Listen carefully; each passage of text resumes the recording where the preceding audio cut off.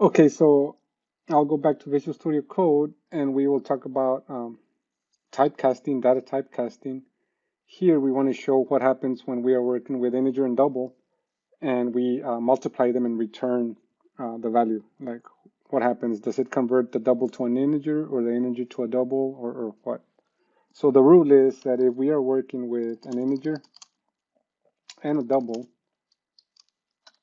then this integer right here will be converted to a double before it is multiplied, right? So once we go over here and write the code, so we first step up here, include casting.h. Notice semicolon. That's all there is here in the .h. The name of the function, the data type, the parameters, and a semicolon. That's all we type here in the casting.h or in the any.h, right? At least for this class. We go to the CPP, you have to include the .h file. And then we can go ahead and copy the function signature or prototype and then open close curly brace here. Notice right here, no semicolon. Okay, so make sure you remember that. And all we want to do here is return the product of years times interest rate. So return years times rate. And the rule states that this years will be converted to double. How can we verify that? So we can say auto total equals years times rate, and we'll return total. We don't have to do it this way, but I want to show you that the data type is double. What does auto do? The auto detects the data that we are going to be working with, right? So the rule states you are an integer, but since I'm going to multiply you by a double, before I multiply, you are going to be converted to a double. Thus, double and double, and that's why total is double, okay? So that rule holds, and we will come back and create a test case here.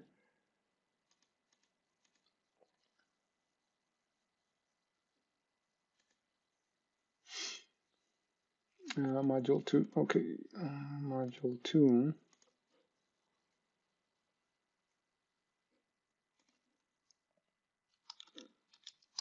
Okay, so we write a test case.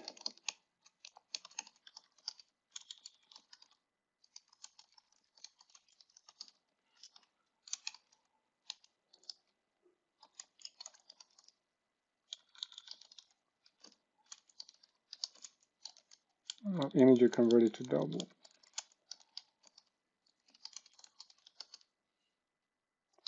Okay, so we can set up our code here. We write the assertion, so require that convert to double. We do have to include casting.h at the top.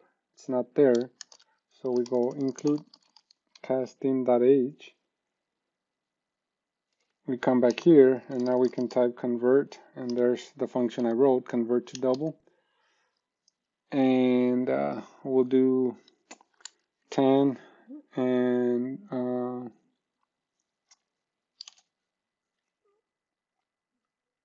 0.5. So that should equal to, should we do 0.35.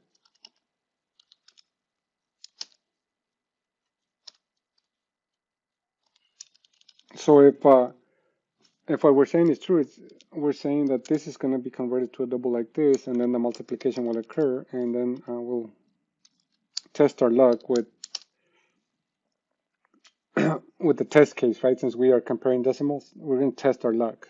And maybe this will pass or not, but let's see. So I can run the test case. Why is this? Because I showed you last week that comparing decimals is not usually a good idea, and probably never a good idea. But for this example, we're okay. Test case examples. Run in terminal.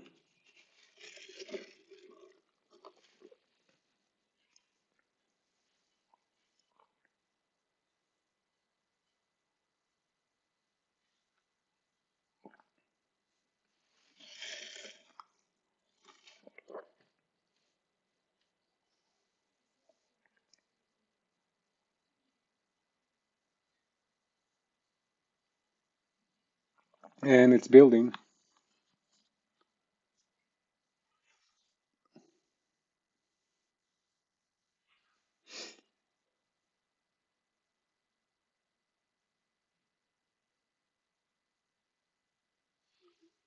Linking.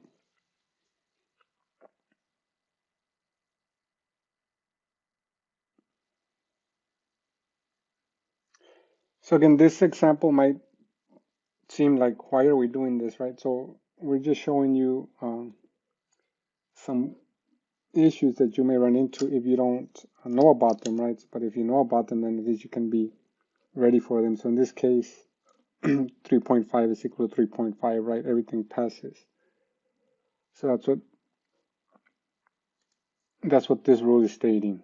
So we do an upcasting. Now it says also, rule 2, that when a value is assigned to a variable, it will be converted to the data type of that variable. Meaning, like, for example, if we have a double or decimal and we save it into an integer variable, the decimal portion will just be ignored. So if we have 3.75 saved into an integer variable, the integer value will be 3. 0.75 will just be ignored. So we have to also be aware of that. And we come back here. We go to casting.h and we say, okay, write int value or int value return function, convert double to int double param, control this. Okay. Okay, we're good now. So we come here, copy, and we are not going to save a double into an integer, but we will do mostly the same thing. All we'll do here is say, okay, return num. So we're doing the same thing. We're saying, well, num, you're a double, but guess what, num, now when I return you, you will be converted to integer. So then we should be able to see that the decimal portion will be ignored. And we can show that with a test case. So come here.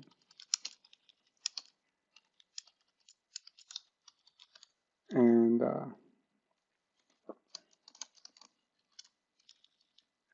convert double to int, and then double to int, and truncate decimals. So we can say, okay, convert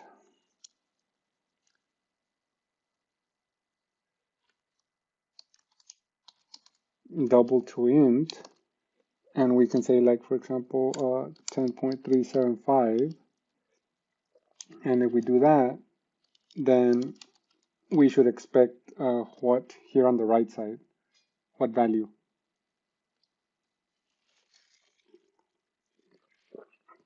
10, right? So ideally we'd multiply each by 10. Yeah, so I think, yeah, for this one, if we want it to be safe, then we would multiply both sides by 10 to be comparing whole numbers. We always want to do that. We don't, but this is just to show you, right, that it was converted to a decimal. So then this one should still be okay, because according to the rule, this should be eliminated and then just the whole number piece kept. So we go ahead and run it.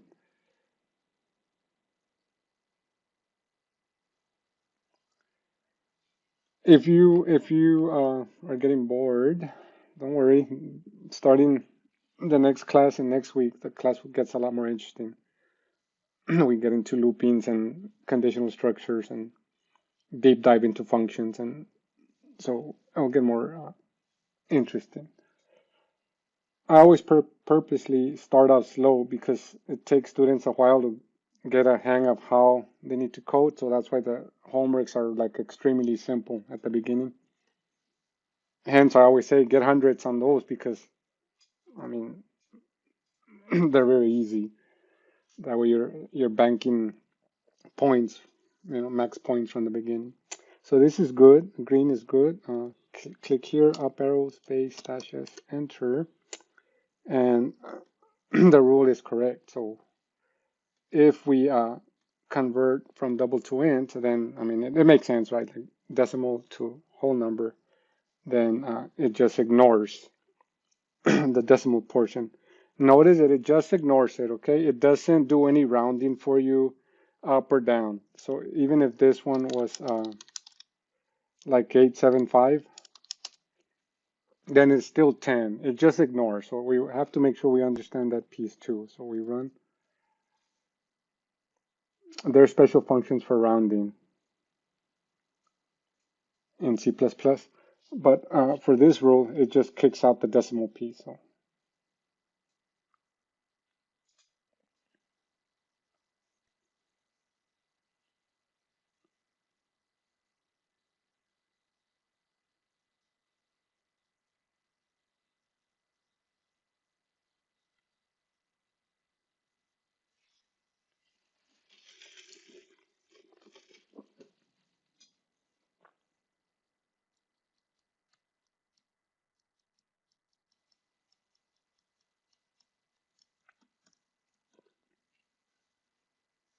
yeah, so everything's still green. So notice again, it just removes the decimal portion. It doesn't do any rounding, okay? So be aware of that. Also, if we want to do explicit data conversion, we can do that. We can write code using a special function, this static cast function in C++, and we can explicitly convert from one data type to another. And there'll be situations where you have to do that, where like you have to convert like from one data type to another. So let's go ahead and do that. So we come here. So int value return function static cast double to int double parameter.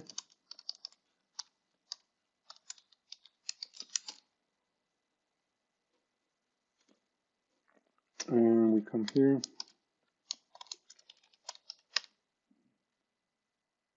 And then we can say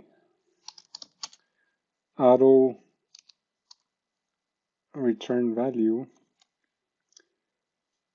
equals static cast, and then we use this symbol less than, and then int, and then greater than, and within parentheses we get the variable or whatever we're trying to convert to int, right? And so we pass it in there as a function argument. So then this is telling C++ convert this num to integer, and then we can look over here and notice that it is converting it to an integer. And then we can say maybe we should put something more meaningful, right? Like val for value. So we look here, so it is converting the num to an integer, and then again it should also eliminate the decimal portion, and that's all it'll do. It won't do anything else for us. So come here.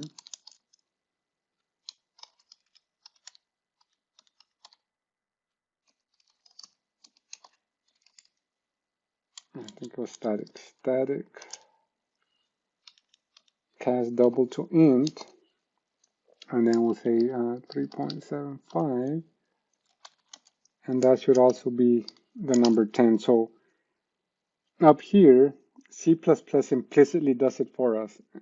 Here we are just showing, I'm just showing that you can explicitly do it too yourself using this syntax, right? So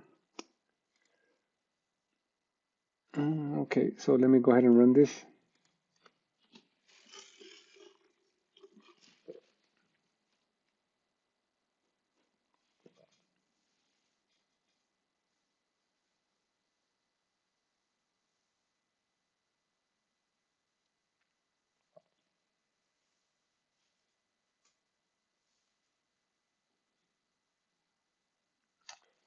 And building. So any questions so far?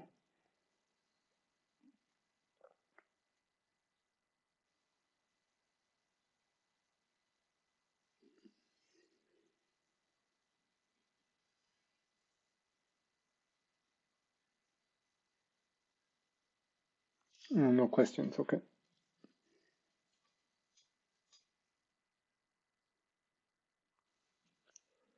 Okay, so if you ever see this when you're running test cases, then you have two test cases with this parameter the same. If that happens and notice the test cases don't run, you just get this message like it's already defined. So here I need to change this to static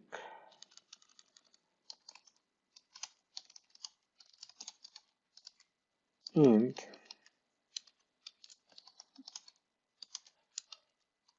Okay, and then I will go ahead and run it again.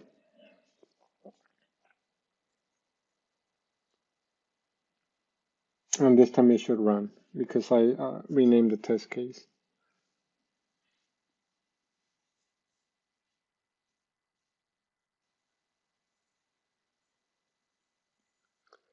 Also, while this runs and builds, the next example, we'll talk about the concept of overflow. So the largest number an integer can hold is 2,147,483,647. What happens when we have that number and add 1 to it?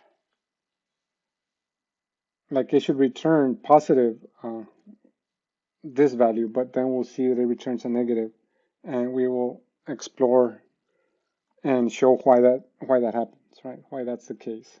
So, test case finish, and the static cast double to int also works, right? So you can explicitly or implicitly convert data types, and again, we're sticking to to simple data types. I mean, if you can work with integer and double, then you can work with long integer, long double, unsigned integer. The only difference, right, with unsigned integer, it starts at 0, so that we can support a larger range of positive numbers, so there's no negative numbers. That's why it's called unsigned. Okay, so let's go into this overflow thing. So we go here and overflow.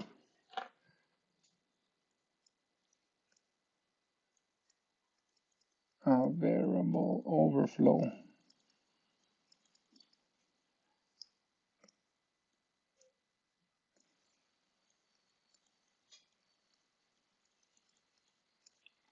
And assuming we're in main, but I'm not gonna write everything, okay? I'll just say auto, we have a num equals, what's that value?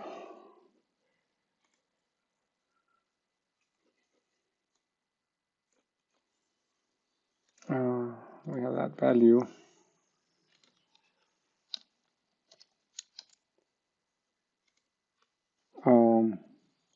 2147483 647, and we show the memory stack, and there's no heap in this one, but we'll still show it. There's nothing there. So this is an integer. So auto num is an integer because, as we can see to the right side of the equal sign, that's a whole number. And then we have some addresses.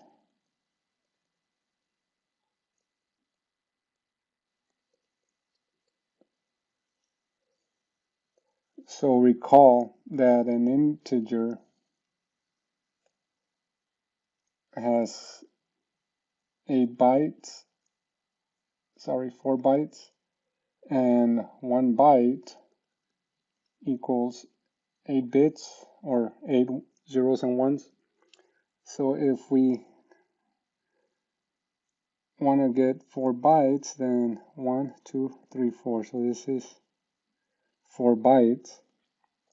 And then we draw the bits, 1, 2, 3, 4, 6, 7, to get 32. So this number, we can represent it in memory with all ones.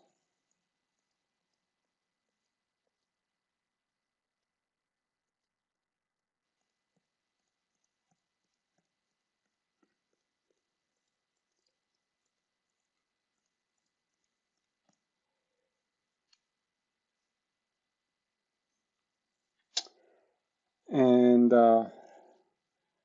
so notice if all, like this represents the max value. So max int value that we can hold, meaning if we add one more, then there's no more room. Like to the zeros and ones, there's no more rooms to to do that. So hold on, let me.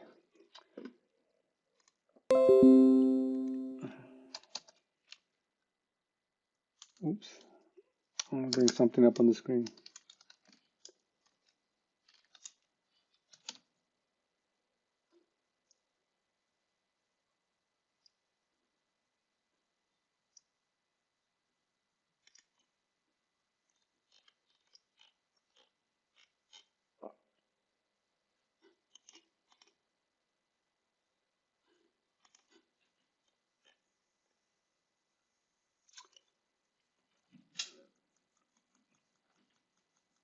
Okay, that is the max. I just wanted to compare that. So it is the max value.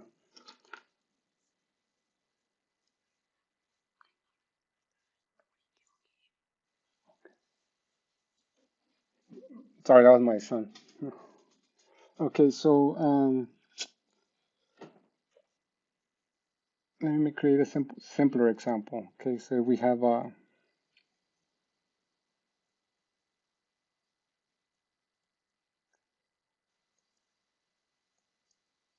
if we have 1 and 2, right? So if this is 1, then that means we add 1. And if this is 1, that means we add 2. So that's 3. So the max value we can represent here is 3. So if we do 3 plus 1, then we can't. We can't represent 4 because we don't have enough bits, okay? So that situation is happening here, but with a much larger number. So any questions here before I move on to the code? Okay, let me come here, and then we will say go to casting that. Well, actually not casting.h, it's a different one now. Overflow.h, and int over int overflow, no parameters, and then we go to the CPP, include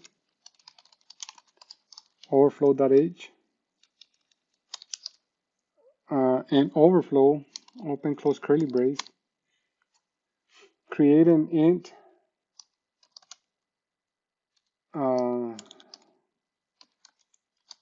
2147483647. Okay. Add 1 to it, max equals max plus 1. Return max. Okay, so we are trying to create the situation where we are going to, I guess, say we're going to confuse C++.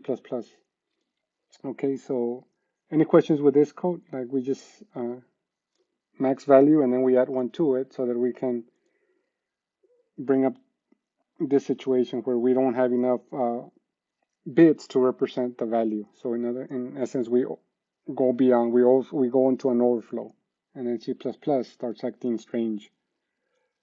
Okay, so we come back to the test case.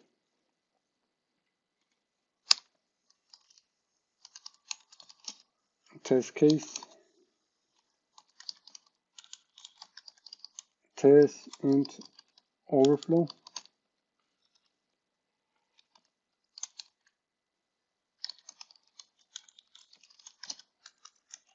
I guess weirdness, whatever.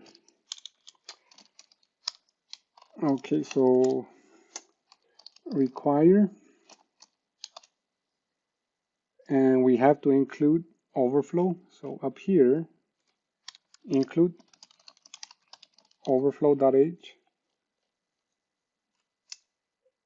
Down here,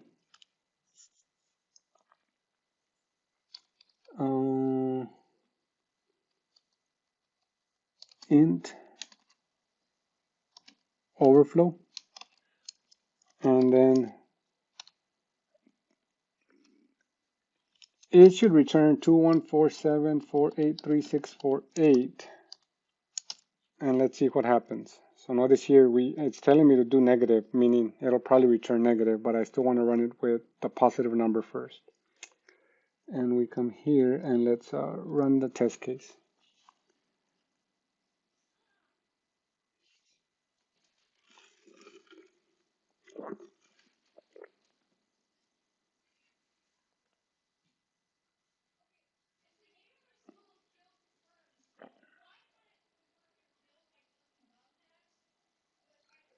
Okay, so it's building, and we'll see that it'll return this value. So in essence, like C++ does its best to return the correct answer to us, but it doesn't, so then it just, I guess this maybe could be synonymous to like rolling over the odometer in the car.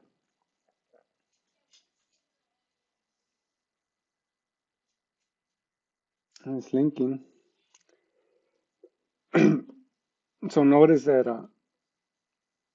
it returns the correct values, but in negative, right? So in essence, it just tries its best to help us, and it's just like, oh, here, this is the best I can do.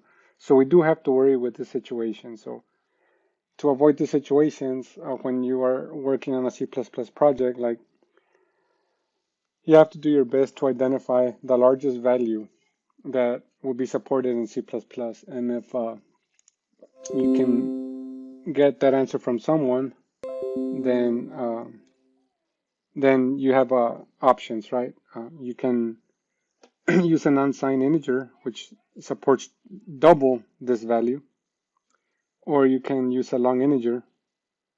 No, not the same thing. Long, or we can use a long integer, and notice it goes to 2 to the 63rd power, whatever that number is. Or if we need to support like even larger numbers, then we can go unsigned, meaning only positive numbers. So it'll be twice the value of this one. And that's the largest number that C++ can support, right? So there are options. The important thing is like to make sure that the proper questions are asked at the beginning to make sure that we don't run into this situation. So notice now our test case passed. Hence, I mean, we know it's wrong, but at least I'm showing you see. So it returns negative, which is not what we want. We want the positive one, but since it doesn't know how to represent that because we went beyond its max, and it just does its best to help us. Yeah, so okay. The opposite can also happen where we can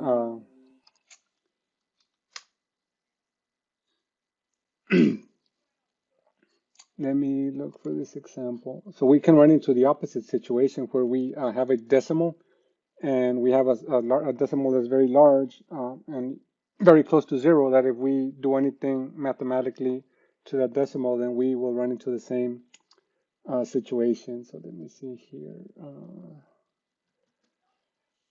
C limits. Okay, let me go back to, we'll do it in here also, but we'll say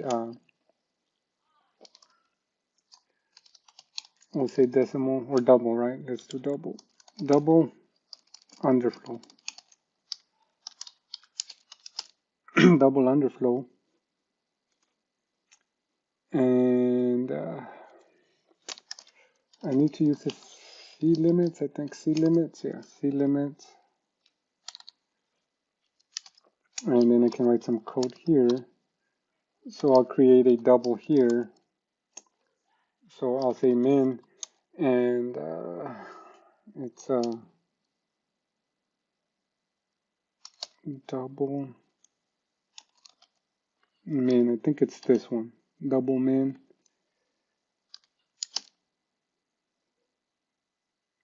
Yeah, so notice it has like the smallest decimal that we can support in C++.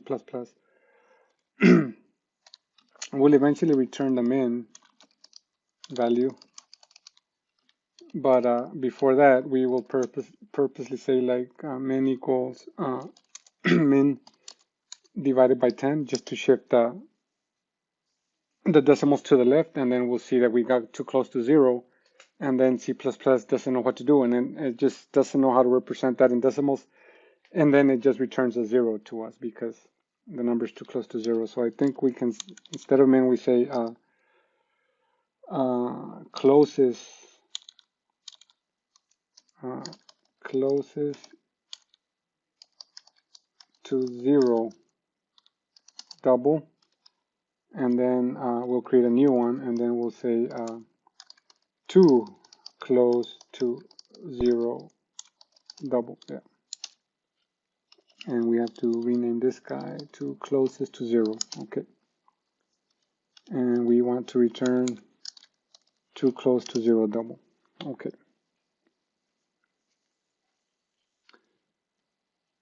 and we will go to the test case, and we say test case test double underflow, and then again, you know,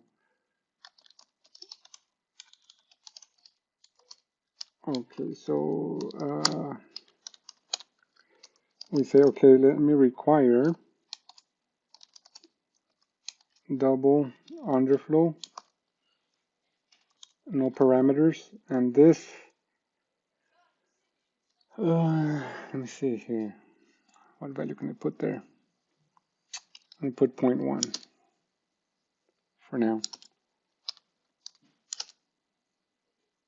And then we go ahead and run it. So run in terminal.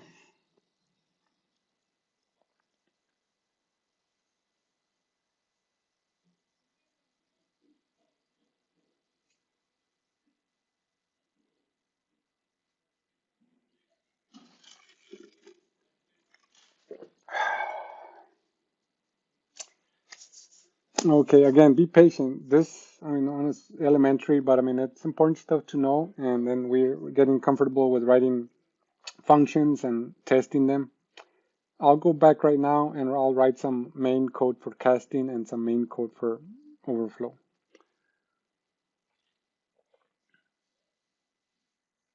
Yeah, the main piece will give you, expose you like capturing from keyboard and outputting, but that, I think one example of that should be good enough, right? But we'll still keep on doing them so that if you're still having trouble understanding them, then you'll understand them. Okay.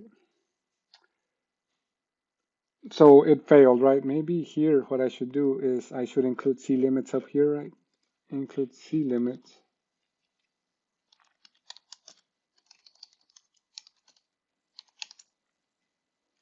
And then I put the double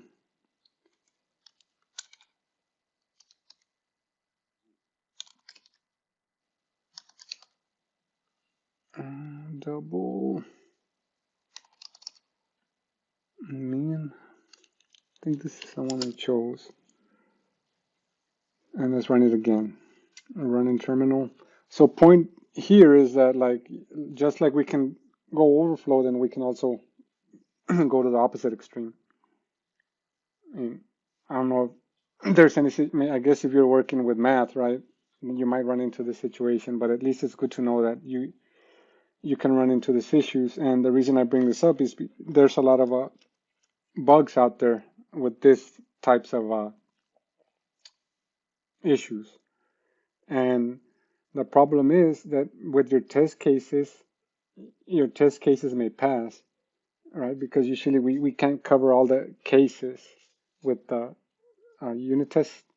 So then once we deploy our program, then we might have inconsistent results and bug reports, right? And usually this is the cause, like overflows.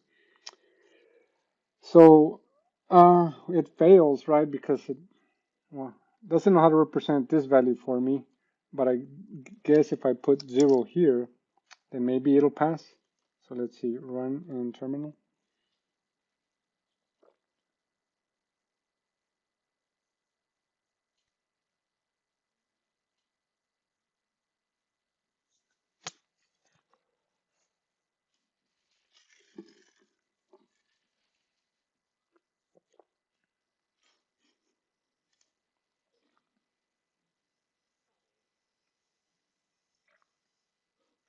We have, if you want to know what the code for your test cases is, just look here. Like, so there's three functions. We have three test cases. One, 2, 3. This one, and this one are in casting.h. Overflow has two functions, and we also have two test cases. So we're just lumping them, the test cases for the examples, I'm just lumping them in modules. Supposed to write in like one test case for each folder. There would be too many test folders, so that's why I went this route. So notice now it passed because like we underflow the decimals and then it just says, whatever, here's a 0 for you. Up arrow space dash s enter. And notice it passed. So we confused the C++, right? So anyways, let's move on here. What do we got here? So we went and we covered the conversions, we covered overflow, we covered underflow, we covered the static cast, and let me write some code, right? So again, how do we code in here? For this examples,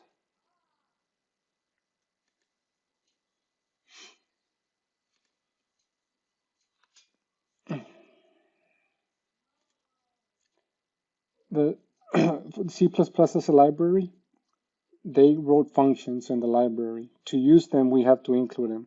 We're following that same model. We create our own libraries, and then we use them in test cases or in main.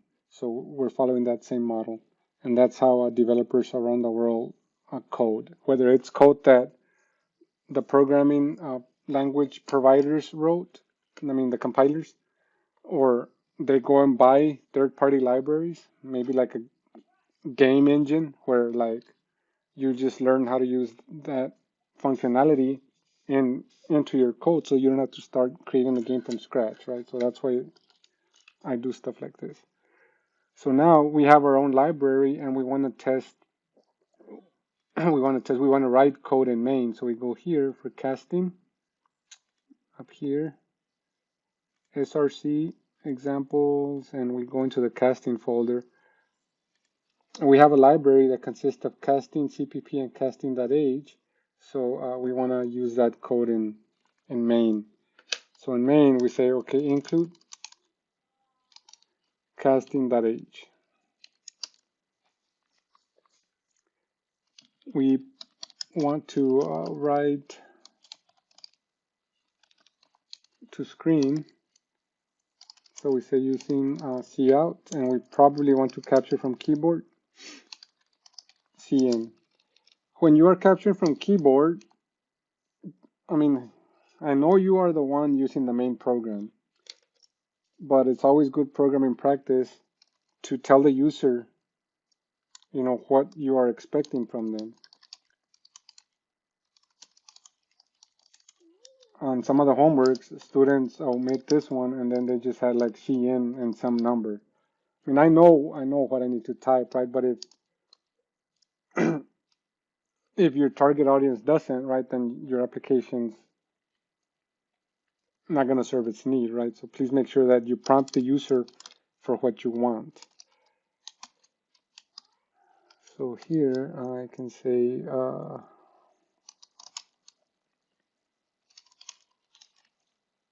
so I'm using auto on purpose, and recall when you use auto, you have to give it a value. Once you give it a value, then it knows what data type you want to work with. In this case, I want to work with doubles. So cin num, and then I'll say you typed num, and then I'll do \n in double quotes, and that's that for a new line. And then I'll say also converted to And then I can call the function, which one, like maybe convert. Hold on. I think my sound's too loud, so let me tell him to calm down. Hey.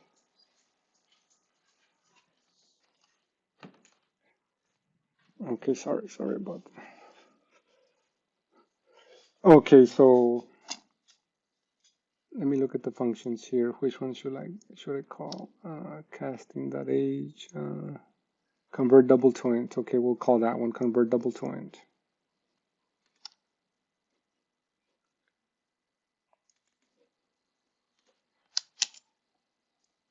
Convert double to int, and then I say num. I guess I'll say int convert it to double. Okay, so I can run this. So I click on CMake on the left side, icons.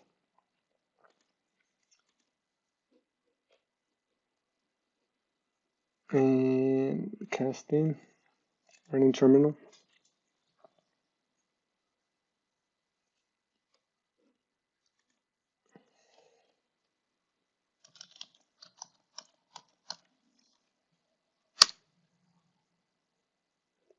Right, so it was just using some code that we had already created to convert to to int.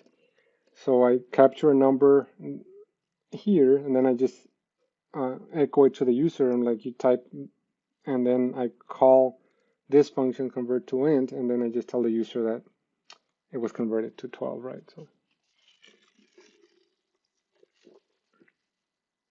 it's like I've explained, right? So the CMake list is the glue that puts everything together. So that's why you don't have to worry about learning any command line C++ compile statements. I mean, everything's glued into Visual Studio Code with CMake. So, yeah. Okay, so we did this one. Again, very simple program, but this is how most programs work, right? Like you need some data, you feed the data into some function, the function processes that data and then returns it to you. You can do whatever you want. In this case, I just simply display it. Okay, let's go and create one for Overflow, main.cpp, include IOStream, include overflow .h, using cout, using cin. Oops. So I have my my include set up already, and now I can do something. So let's see, what do we do here?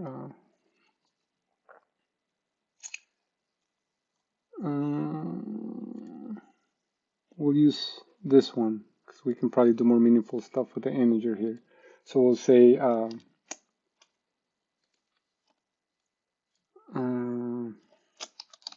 auto max equals, and what is the max? I don't have it memorized. Here it is. Copy. So we don't prompt the user for input on this one. We just say, okay, that's our max, and then we can say,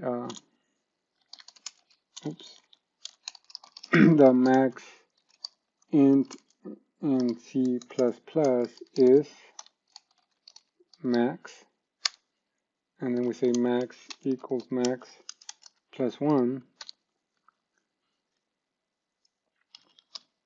Maybe create a new line here, and then I say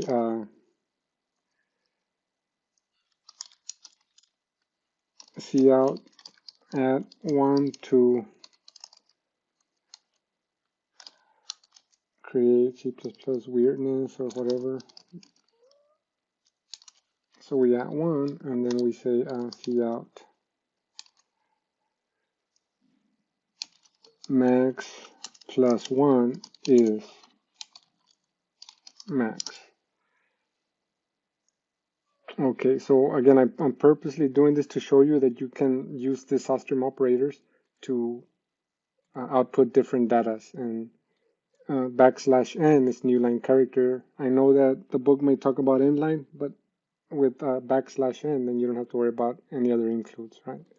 Okay, so let's run this. We are in Overflow, and then we run it.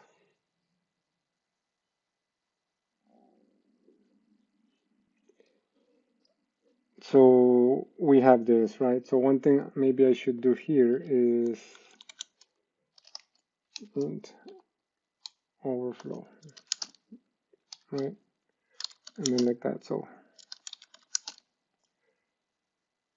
And it should still give us the same result. So let me see here. So everything's encapsulated in the function, so we run it. So it still gives us the same result, right? So we just say the max int, add 1 to it, and then we create some weirdness. Maybe here, I forgot \n.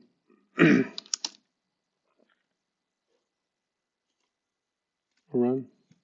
So notice C++ knows what to do with \n. It's like, oh, okay, you need a new line. So then it moves it to the next line, and then it outputs for us. So.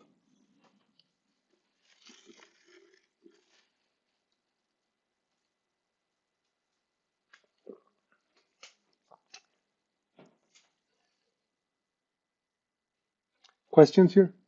We can go back to the chat. So, okay, I did answer that question about how main knows how to. The question is like, how does main know how to work with overflow.h and overflow.cpp, and it's all in the CMake. Okay, so I've used CMake scripting behind the scenes to do that for you all. Okay, so those are the main programs for the first two examples, casting and overflow. And then we'll go to constants now. So in Python, at least the last time I checked it, didn't support constants, meaning you create a variable that's read-only. Like once a value is set, then that's it. You can't change that value. If you want to change that value, you have to modify code, recompile the code, and then start the program again to have a new value. So we're here. Create double. Okay, so double. Value return function and get area of circle. Okay, get area of circle. Double parameter radius semicolon.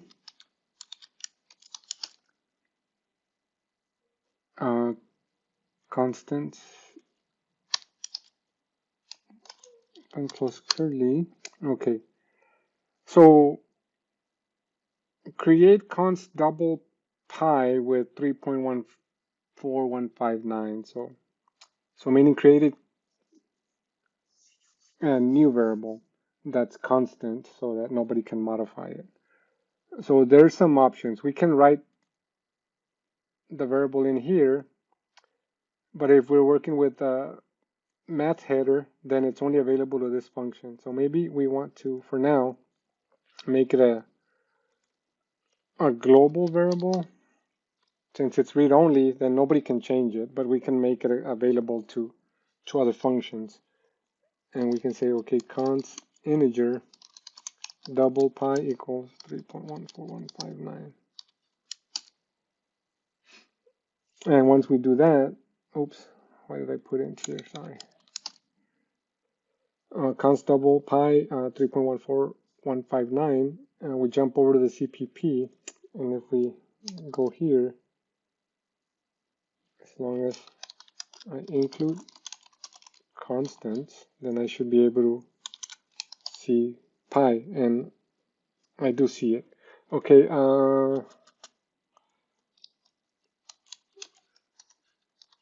let me try to change it.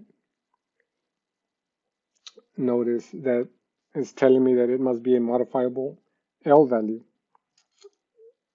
In layman's term, you cannot modify this because it's read-only. So that's a good thing about a constant in C++. Like once you declare it and it has the value, then it can be changed. So then at that time, then we can say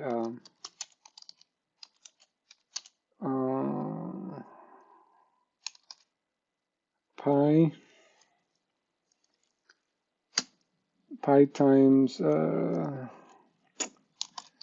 think this is radius times radius, right? Or radius squared.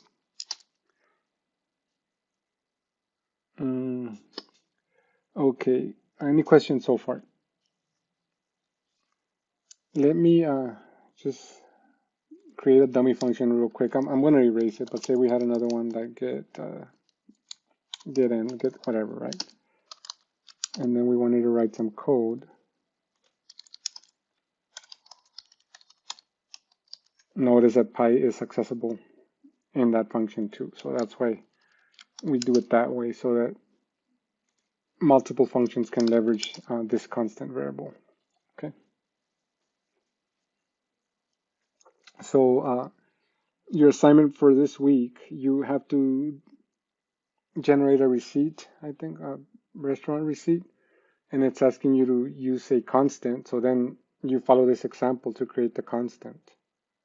Create the constant in the header file, and then it's accessible in your CPP. And then I think it's a tax rate, right? So we don't want to modify the tax rate unless we get a word from business that, hey, you know, the local authority changed the tax rate, so we need to update that. Okay, so we come back.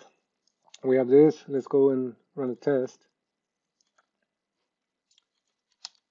Test case, tab, test get area of circle function. We'll just say here use constants. Okay, that's our goal, main goal, right? So we create our assertion, get area. I have no idea what that is. Okay, well, let's help it. Include constants. Once we include the header file, then we come down here and control space. Notice right there, get area of circle, tab. And then we can go with the number 10. And that should be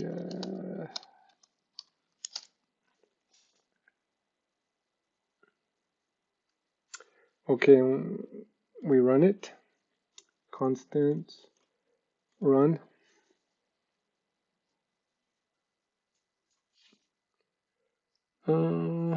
That's not what I want to run. Sorry, I want to run the test case. I ran the main, so that's why I didn't see anything, because, well, main doesn't have anything yet. I saw a warning. Let me see here. I can't see what it's trying to warn me about. No return statement. That's not bueno. No good, right? So we have to return area.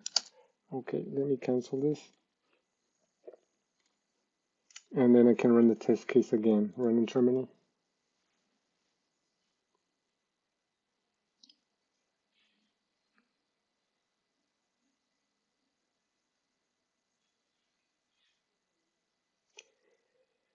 Okay, so I managed to, well, create an error. Let me see here.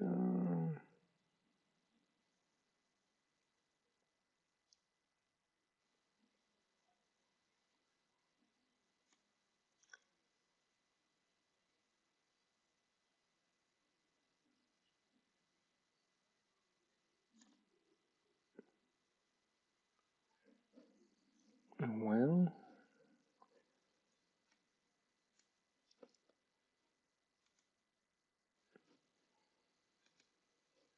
okay, so this looks good. This looks good. Open, close, semicolon, return area. It exists. Okay, so that looks good.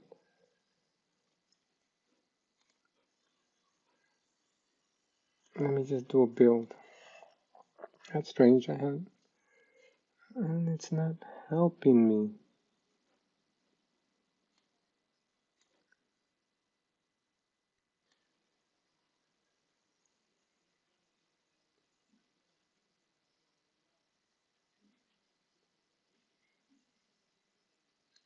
And archive is not an object. Well,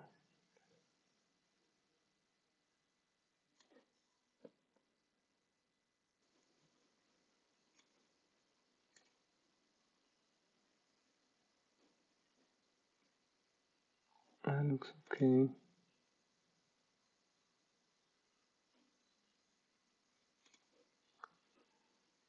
Okay, so let me do this and let me run this again. So run.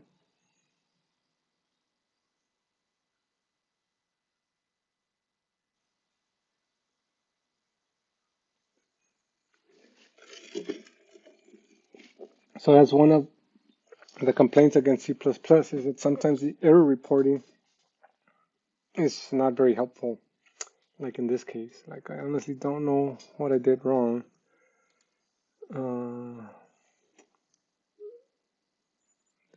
Okay, double get area of circle. Get area of circle. That's okay.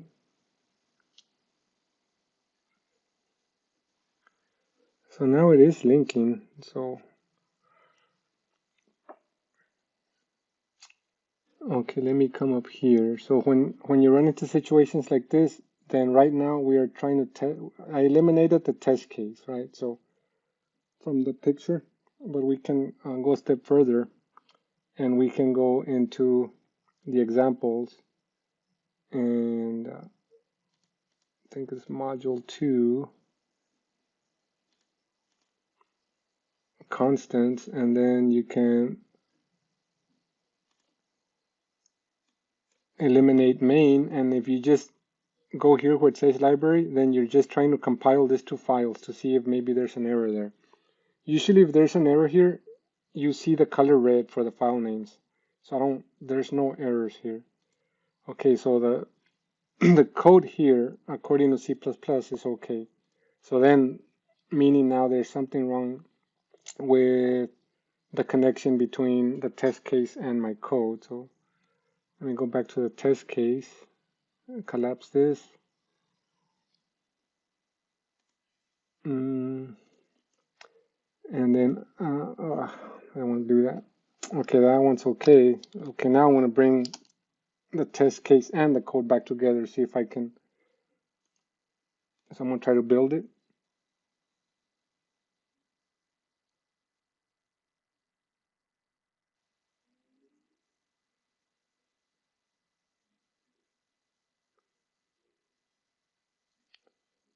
And it's building.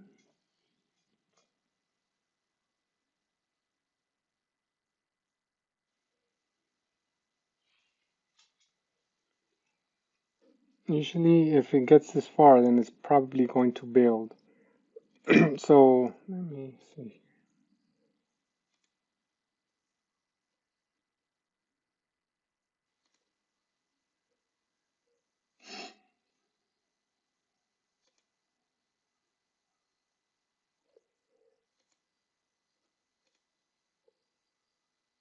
So I have constants here, and test was trying to use it, but there was some error. So what I did is I just eliminated test and I eliminated main by just going and building the library.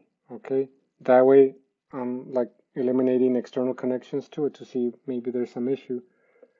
And then it compiled okay, and then afterward I'm like, okay, well now let me bring test and constants back together and compile them. And in the compilation, when you build, if you see 0, that means there's no errors. So if there's no errors, then I should be able to run it now. And I can run it, and I didn't change anything. So sometimes what happens is that maybe you were trying to compile, and behind the scenes, like there was some cached files. So then if you just either close Visual Studio Code or go to the process I went, where you just start like, okay, let me start from the library. And how did I do that? I went here to examples, and then I don't do the exe. I go to the library, and notice the library only has the build option, because as I've told you before, you cannot run a library. It's just used there It's just there so that you can connect to it with the main program or with a test case to use them. So looks okay, and you saw that I didn't change anything. Actually, the only thing I changed was mute this with comments, and then it just magically started working. So the tribulations of programming, right? So okay, we can go to the main program now for this example and write the main. So we go to constants, main. So we include constants.h, include iostream.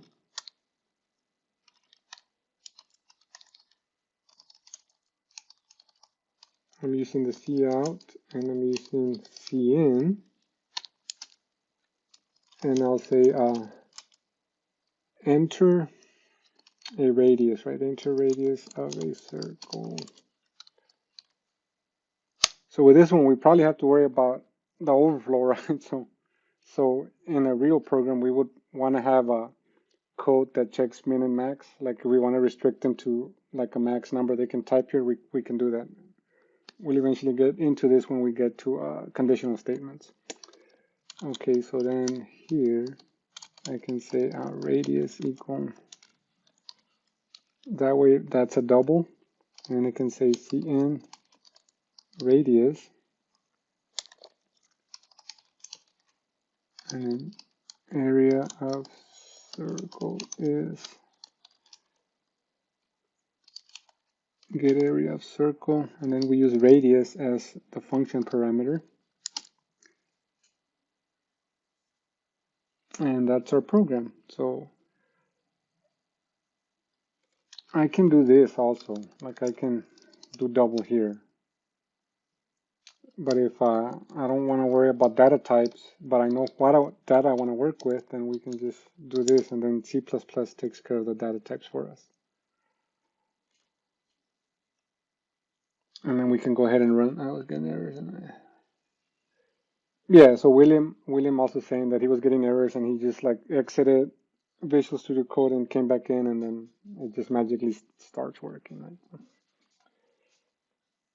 Yeah, but usually if there's errors in your code, you'll see this won't be yellow, they'll be red. So that should be like a red flag for you. No pun intended. Okay, so we go here, or maybe pun intended. Run in circle, run in terminal. And then we can enter a number here. And there's no looping, there's nothing here, but if we want to run it again, we can simply hit up arrow, enter, and then we can run our program. Okay. Any questions?